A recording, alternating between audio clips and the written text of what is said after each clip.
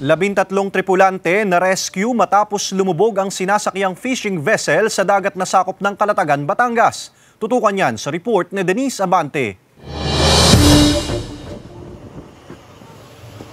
Nailigtas ng Philippine Coast Guard ang nasa 13 tripulante matapos lumubog ang sinasakyang fishing vessel sa karagatang sakop ng Barangay Bagong Silang, Calatagan, Batangas kahapon ng umaga sa kasagsagan ng malakas na ulan na dala ng hanging habagat na pinalakas ng Bagyong Guring. Ayon sa Coast Guard Station Batangas, galing sa Navotas Port ang bangka at patungo sana sa Palawan para mangisda nang mangyari ang insidente.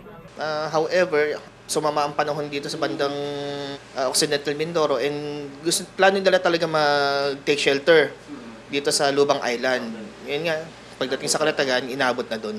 Ayon sa Coast Guard, pinasok ng tubig ang fishing vessel kaya tumagilid hanggang sa tuluyang lumubog. Sa video na ito na mula sa Coast Guard Station Batangas, makikita pa ang tuluyang paglubog ng bangka. Nasa pangangalaga ng Coast Guard Substation Calatagan ang mga nailigtas na tripulante. Naabisuhan na rin daw ang mga kaanak ng mga mangingisda maging ang may-ari ng fishing vessel. Samantala, binabantayan na ng otoridad ang lugar dahil sa posibilidad ng oil spill dahil kasama raw sa lumubog ang nasa 400 litro ng lube oil at 70,000 liters ng diesel oil.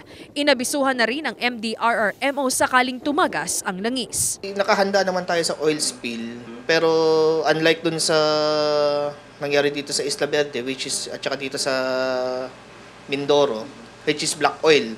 Ito naman po is categorized as light oil na mabilis ma-disperse or mag-dissipate once na umangat na dito sa dagat.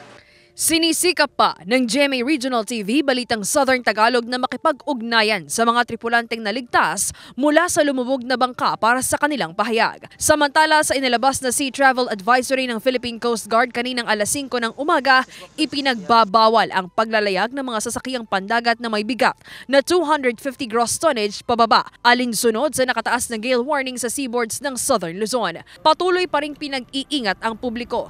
Payo ng Coast Guard na palaging umantabay sa abiso ng pag-asa para sa lagay ng panahon. Kasama si Buhay Adante Jr., Denise Abante, Balitang Southern Tagalog.